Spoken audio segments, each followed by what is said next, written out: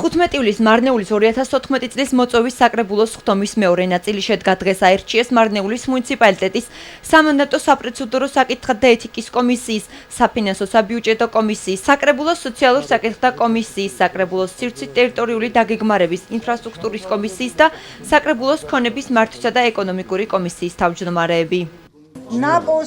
Социальной комиссии, на пост председателя социальной комиссии было два кандидатура, Маиль Микаев и Рафик Мусаев. Из 30 бюллетенов 17 проголосовал за Рафик Мусаев, а 16 за Маиль Микаева. Микиеви. Да, ни одной бюллетень не было аннулировано, так что по итогам там избран Рафик Мусаев, председателя.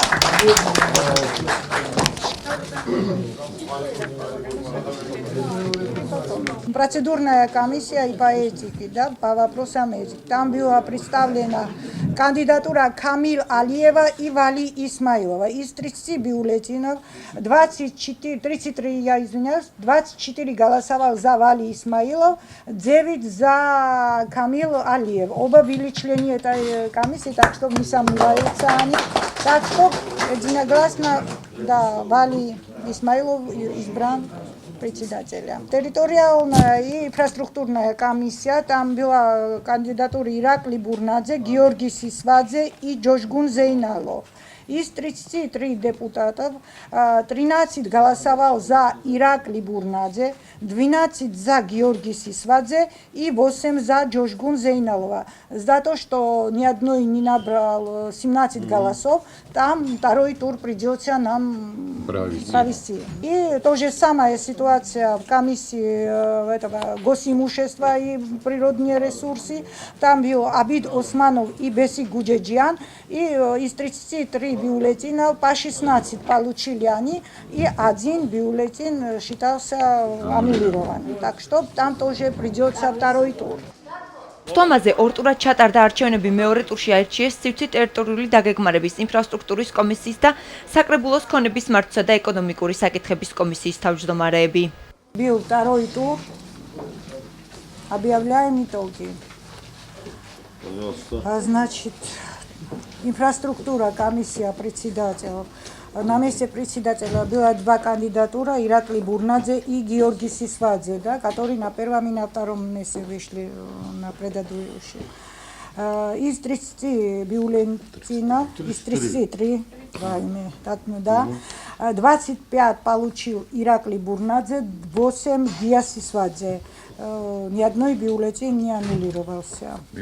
Да. Так что Иракли Бурнадзе избрана. Второй, значит, госимущество и природные ресурсы. Там тоже два кандидата было, Абид Османов и Беси Гуджеджиан. Из 33 бюллетенов 23 получил Абид Османов, 10 Беси Гуджеджиан. Был избран Абид Османов. Вот итоги. სხდომაზე პარტია ნაციონალური მოძრაობის წარმომადგენელმა საკრებულოს დეპუტატმა გიორგი შუკაკიძემ წამოაყენა წინადადება მარნეულის საკრებულოს თავმჯდომარის მოადგილის პოსტზე ოპოზიციის партиიდან кандидатуრის დანიშვნის თაობაზე. Наверное, зайдем с просьбой, к вам Сакребулу и попросим, чтобы один штат заместителя Сакребулу для оппозиции, оппозиционного фланга, чтобы как-то назначить. Мы посмотрим законы, как это можно, если мы потребуем с нашей стороны.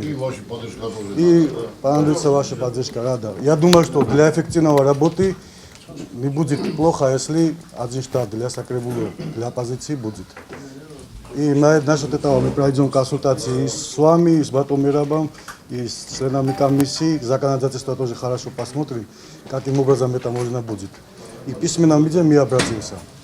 საკრებულოს კომისიის თავმჯდომარეებს თანადმდებობებზე დანიშნული ულოცა მარნეულის მუნიციპალიტეტის გამგებელმა მერაბ თოფჩიშვილმა. საკრებულოს თავმჯდომარე ნაბი აბდულავმა კი ჩვენთან საუბარში სხდომა დადებითად შეაფასა და აღნიშნა, რომ ყველაფერი კანონის დაცვით ჩატარდა. ვეცილოთ ყველა კომისიის თავმჯდომარეს, დარწმუნებული ვარ, რომ ჩვენი მუშაობა მოვაჩინება ძალიან ნაყოფიერი და გავაკეთებ ყოველგვარი საქმე, რაც ეხება ჩვენს რაიონს, ჩვენს ხალხს და ჩვენს. Sabah saat 11-dən დღეს 11 საათიდან მიმდინარეობს საკრებულოს ხტომა, ავირჩიეთ 5 სხვადასხვა კომისიის თავმჯდომარე.